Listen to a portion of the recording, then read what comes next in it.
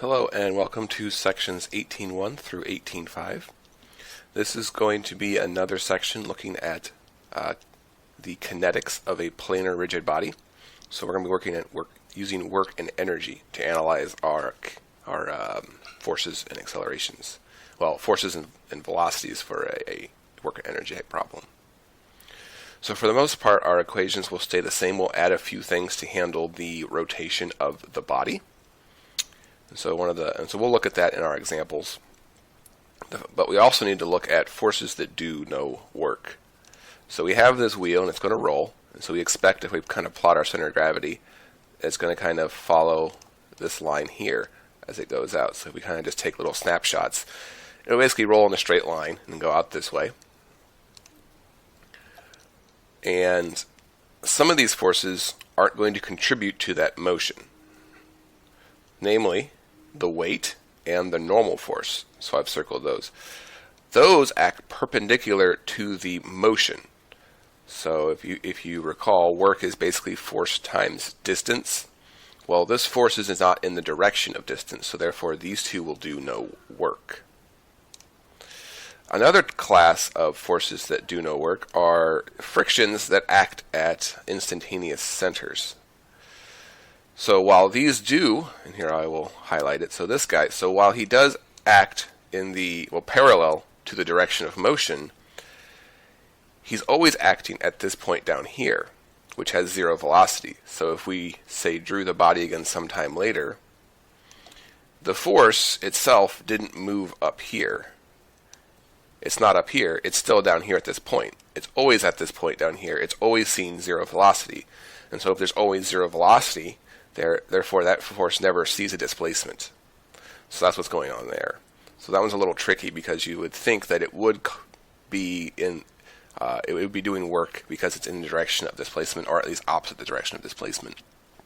But because it acts at a point that always has zero velocity, it's always acting at the bottom. It doesn't just follow this point around as it goes around the circle.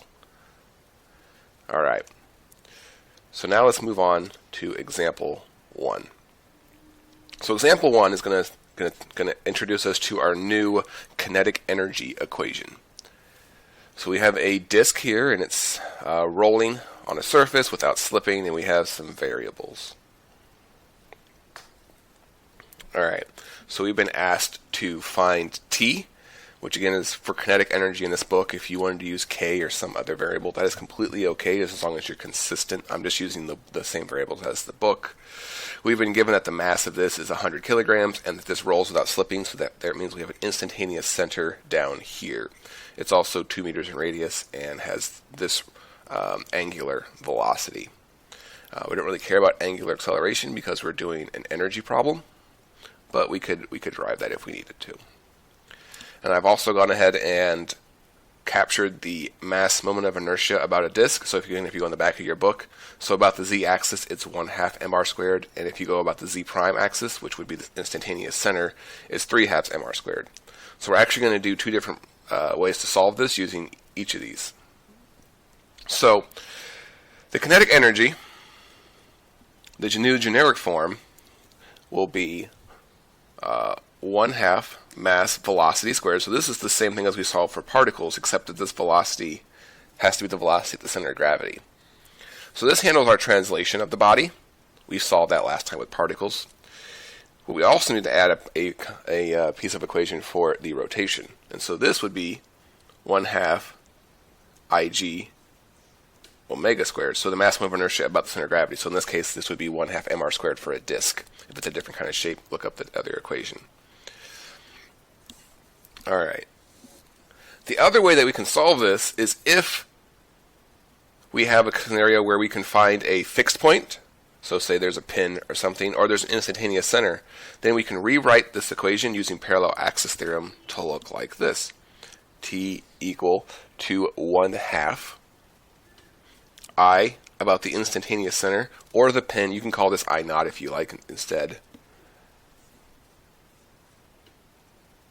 Omega squared. You can also call this T equals 1/2 I naught omega squared. So the book will actually separate these. I don't differentiate. To me, it's a point that doesn't have velocity, so I don't really care which way we go about it.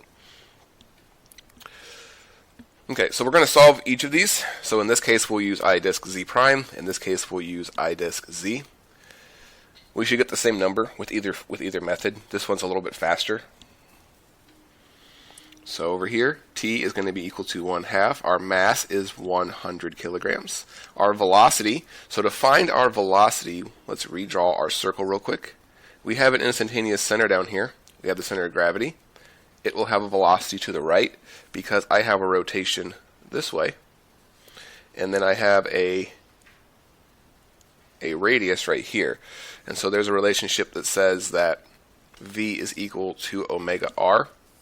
And all of our stuff is oriented this way. Our velocity will be to the right. Our omega will be this way, so there's no negative signs to pick up here. So we can put that in right here.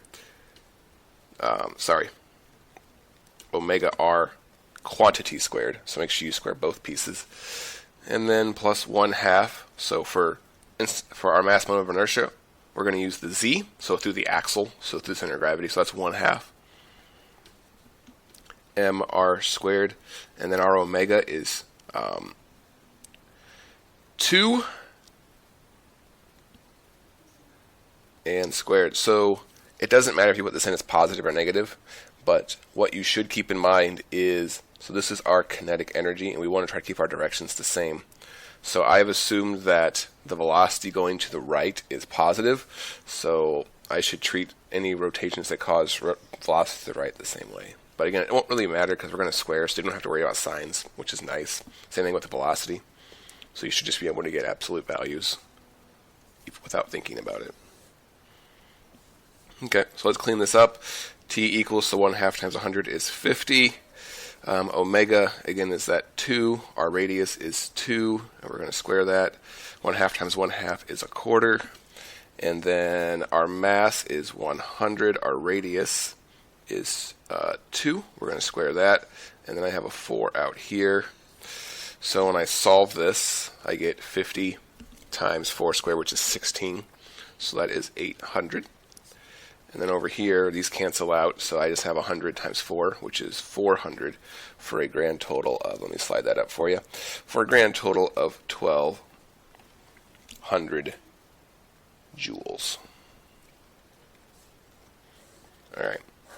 So if I now I'm going to do the same thing, I should get the same answer. I'm just going to do it with this equation instead.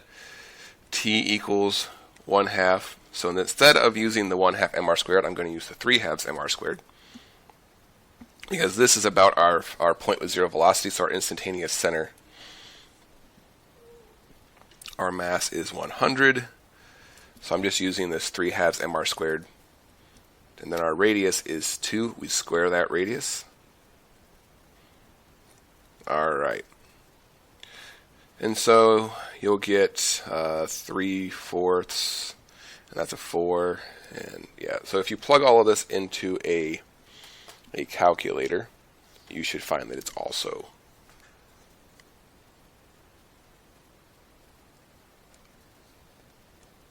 1,200 joules. Let me check that real quick. Okay, so there's a little bit of a mistake here. So this, as it's written, will only give you 300. That's because I forgot my omega squared. I haven't put that out here yet. So my omega squared is also a 2 squared. So once you put the omega squared in, then you'll get your 1,200. All right, so if you have any questions, feel free to reach out.